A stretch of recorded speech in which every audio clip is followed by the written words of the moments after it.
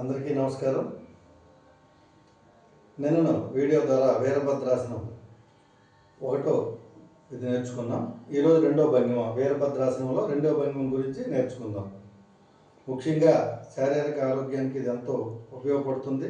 తొడకండరాలు కానీ, ముడుకులు కానీ, అలాగే శీలమండలు ఇదంతా శక్తివంతంగా తయారై మెడ దగ్గర కూడా ఎంతో ఉపయోగకరంగా ఉంటుంది. నేను నేర్చుకున్నాం ఒకటో భాగం. ఇప్పుడు రెండో భంగిమ. ముందుగా ఎడమ కాలు ముందుకు తీసుకొచ్చి కుడి కాలుని తీసుకొచ్చి రెండు చేతులను ఇలా పెట్టి ఇలా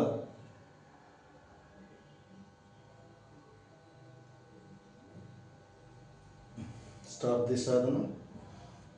భంగిమ నుండి మళ్ళీ రిలాక్స్ అవుదాం. మళ్ళీ కమ్ టు స్థితి. ఈ రెండు చేతుల్ని సమాంతరంగా తీసుకొచ్చి కుడి కాలు ముందుకు తీసుకొచ్చి ఎడమ కాలుని తీసుకొచ్చి ఇలా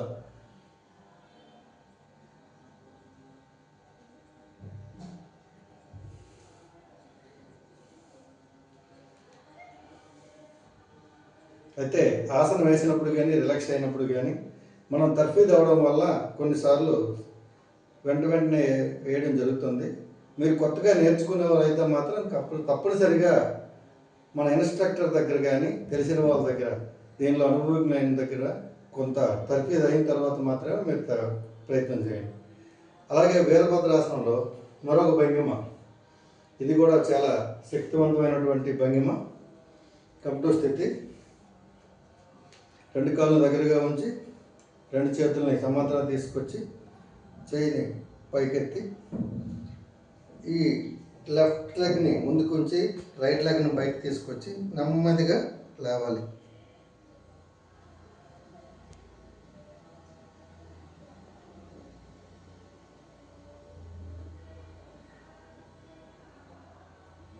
రిలాక్స్.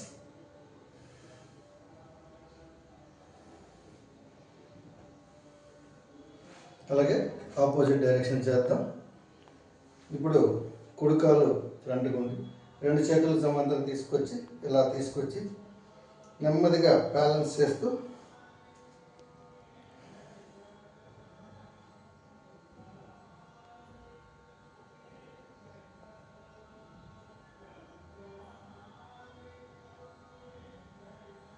కమ్ టు స్థితి.